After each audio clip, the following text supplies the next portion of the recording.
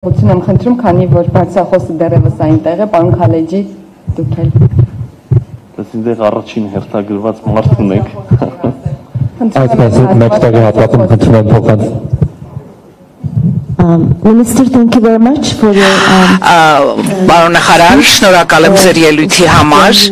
երբ դուք պատասխանում եք այդ հարցին, որը վերաբերում էր Եվրոմիությունում, մյուս կազմակերպություններում միաժամանակ անդամակցելուն, լսելով ձեր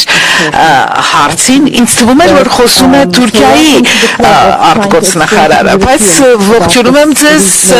ձեր մուտքը այն պետությունների ակումբի մեջ, որոնք որ ողջունում են այս ռեգիոնալ հավասարակշռության գործողություններին։ Իմ հարցը հետևյալն է։ Ճիշտ չի լինի արդյոք, եթե Ադրբեջանի ու Հայաստանի միջև խաղաղության հարաբերությունները կառուցվեն ժողովրդի միջև։ Դուք ձեր ոճը այդուհանդերձ պետությունի մեջ է։ Իսկ ինչ եք կարծում, պլանավորում եք արդյոք, որպեսզի այդ մոտեցումը խաղաղության կառուցումը կառուցվի ժողովրդից ժողովրդի միջև եւ իմ դա առաջին հարցն էր, երկրորդը Թուրքիայի եւ Հայաստանին է վերաբերում։ Ինձ հետաքրքիր իմանալ արդյոք կա կամք պատրաստակամություն երկու կողմերի միջև մեծացնել, այսպես ասած, շարունակել կոնտակտների երկրորդ փուլը, աստիճանը, ասեմ, կամ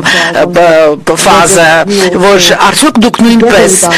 Անկարայի հետ միասին գուցե պլանավորում եք, որ պետք է երկրորդ փուլը սկսել, այսինքն երկրորդ ուղղությունը գնալ խաղաղության կառուցման։ Ես կարող եմ պատկերացնել, որ ռուսները, իրանացիները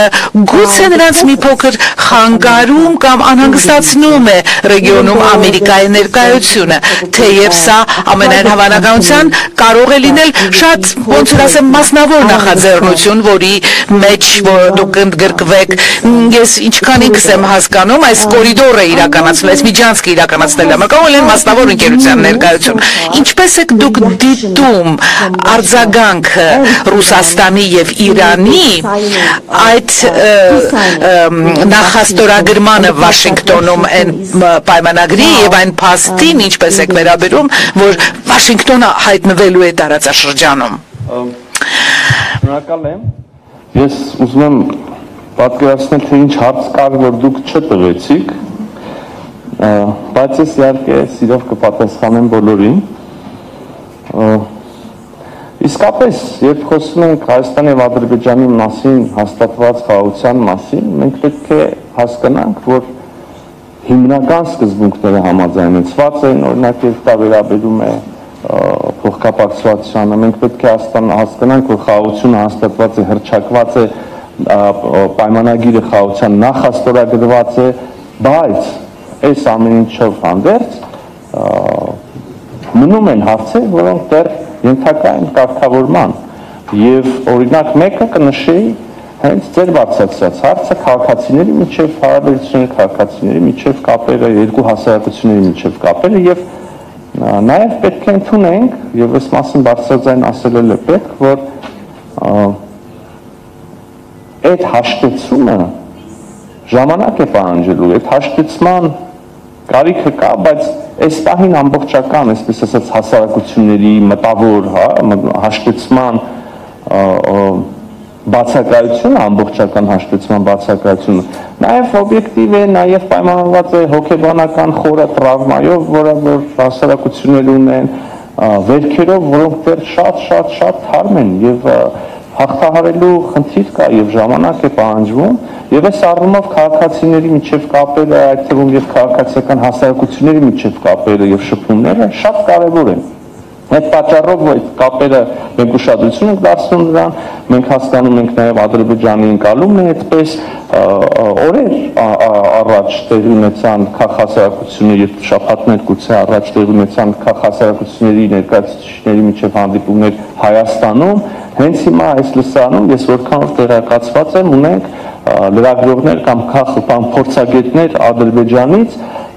այդպիսի միջոցառումներ պետք է լինեն Ադրբեջանում, պետք է ներկայացուցիչներ լինեն Հայաստանից եւ միայն սա է ճանապարհը այդ երկխոսությունը զարգացնելու նաեւ հասարակությունների միջև։ Ինձ ամենայն դեպս այլ բանաձև հայտնի չի, ենթադրում եմ մենք եւ Ադրբեջան առաջի երկրները չենք, առաջի ժողովուրդները չենք, որ կոնֆլիկտից հետո այս ճանապարհի միջով անցնում են, դա ցավոտ գործընթաց է, հեշտ գործընթաց չի, բայց գործընթաց է, որ պետք է արվի առաջին քայլը, երկրորդ, երրորդ, 10-րդ եւ գուցե, չգիտեմ, 1 տարի հետո մենք հանդիպենք եւ ասենք արձանագրենք ինչպիսի էական ուրեմն տարբերություն կա այդ պահի դրությամբ համեմատած այսօրվա, այսօր այդ էական տարբերությունը կա համեմատած 1 տարի առաջվա։ Այնպես որ շարունակելու ենք մենք որպես կառավարություն համենայն դեպս եւ խրախուսելու ենք այս քաղաքացիների միջև կապերը, այլ գաղափարներ եւս կան, թե ինչպես կարող ենք այդ ուրեմն երկխոսությունը զարգացնել։ Ինչ վերաբերում է Թուրքիային, հետաքրքիր նրբերանգ կա այստեղ։ Իմ կարծիքով Թուրքիայի հետ մեր երկխոսությունը կամ Թուրքիայի հետ հարաբերությունների այս առումով ձեր նշած ասպեկտով հայելային հակապատկերն են Ադրբեջանի հետ եղած իրավիճակին։ Ադրբեջանի հետ, այս նայեք ինչ նկատեմ, Ադրբեջանի հետ մենք ունենք կառավարությունների միջև հաստատված խաղաղություն, համաձայնեցված սկզբունքներ, գործընթաց, որը պիտի շարունակվի, հա, առանձին հարցերի շուրջ։ Եվ քիչ առաջ ձեր բարձրացած հարցով մենք խոսում էինք այն մասին, որ պետք է ջանք գործադրվի նաև հասարակությունների միջև, մարդկանց միջև, ուրեմն այդ հաշտեցման ուղղությամբ։ Թուրքիայի պարագայում ես կասեի ճիշտ հակառակն է, տարիներով, տասնամյակներով փակ սահմանների պայմաններում մարդիկ գնացել են, այցելել են իրար, առևտուր է եղել եւ կա շատ շոշափելի, պրոբլեմն է նա եղել, որ այդ առևտուրը երրորդ երկրով է անցել։ Թռիչքներ են եղել եւ այսօր էլ կան, պայմանավորվածություն կա, ավելացնում են թռիչքները, հիմա եւ դեպի Երևան եւ իմիջիալոց դեպի Գյումրի եւ ըստ այդմ Թուրքիայի քաղաքներ, Ստամբուլ, ենթադրում եմ Անկարա եւ այլն։ Այսինքն այդ խնդիրը մենք Թուրքիայի հետ երբեք չենք ունեցել։ Թուրքիայի հետ խնդիրը եղել այն, որ սահմանը եղել է փակ եւ դիվանագիտական հարաբերություններ չկա։ Հիմա ես պետք է ուրախությամբ արձանագրեմ, որ Թուրքիայի հետ մենք ունենք շատ, իսկապես շատ ինտենսիվ եւ բովանդակային քաղաքական երկխոսություն։ Եվ դա այդ գործընթացը եղել է շատ հանրային, բոլոր հանդիպումները, վարչապետ Փաշինյանի այցը Թուրքիա, իմ այցերը եւ մասնակցությունը Անտալիայի դիվանագիտական ֆորումին, չգիտեմ, Թուրքիայում տեղի ունեցած այդ ողբերգական երկրաշարժից հետո Հայաստանի արձագանքը, փրկարների գնալը եւ բազմաթիվ բաներ կարող ենք նշել։ Հիմա նաեւ փոխգործակցության եւ վստահության ամրապնդման այլ միջոցներ եւս քննարկվում են մեր եւ Թուրքիայի կողմից։ Իհարկե բոլորս հասկանում ենք, եւ ես սկսեցի դրանից, որ բացը այլ տեղ է, բացը դիվանագիտական հարաբերությունների բացակայությունն է եւ բացը փակ սահմանն է։ Հիմա այդ բացը պետք է լրացվի։ Սա է պակասում։ Շատ են հարցերը, նաև ամերիկյան, եթե թույլ կտակ, չգիտեմ, ժամանակ եթե ունենք, ես չի ուզի անպատասխան հարց թողնել։ Ամերիկյան ներկայությունը տարածաշրջանում եւ Ռուսաստանի եւ Իրանի ընկալումները։ Ուրեմն ամերիկյան ներկայությունը տարածաշրջանում նոր չի։ Հայաստանում էլի կան ընկերություններ, որոնք ունեն ամերիկյան մասնակցություն եւ այլն։ Հիմա եթե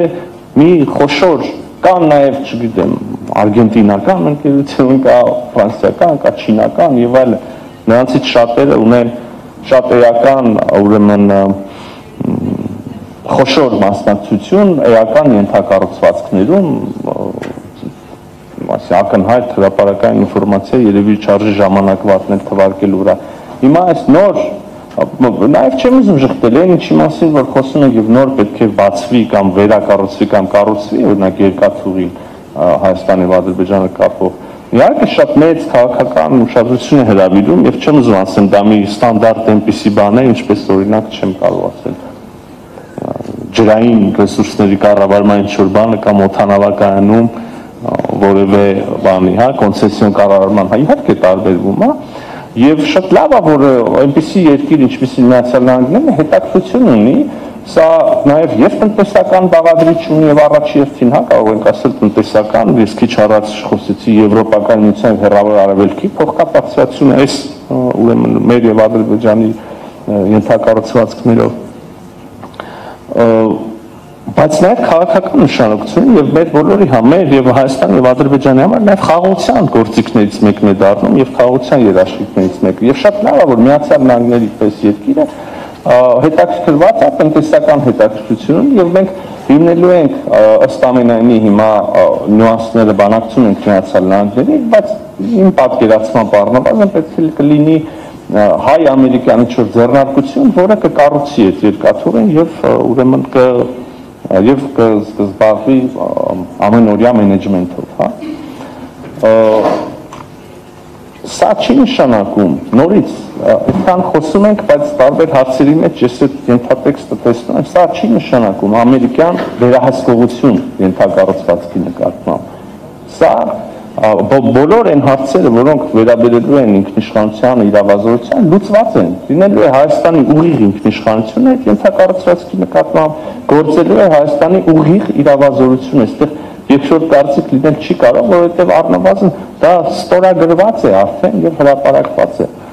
Եվ հետեւաբար վերահսկողություն, անվտանգություն, դրանից բխող բոլոր բաները դա Հայաստանի Հանրապետության ինքնիշխան բացառիկ իրավունքն են եւ այդ իրավունքը որևէ կերպ չի խախտվելու։ Խոսքը գնում է տնտեսական մենեջմենթի կառուցման եւ մենեջմենթի մասին։ Այ սրա համար էլ, քանի որ սրա մասին է խոսքը, մտահոգություններ չեն հնչել պաշտոնական Թեհրանից կամ Մոսկվայից։ Ես կարող եմ կային իհարկե վերլուծություններ կային, երբ որ դեռ պարզ չէր դետալները եւ այլն, եւ ներկայացվել է եւ Ռուսաստանի Դաշնության եւ Իրանին եւ ողջ աշխարհին այդ պայմանները, որի շատ համառոտ, բայց էական նկարագրություն ես քիչ առաջ տվեցի։ Եվ ահա այս պայմանները որևէ կերպ մտահոգիչ չեն ոչ Թեհրանի համար, ոչ Մոսկվայի, ճիշտ հակառակ, օրինակ եւ Իրանն է հետաքրքրված այս փոխկապակցվածությամբ եւ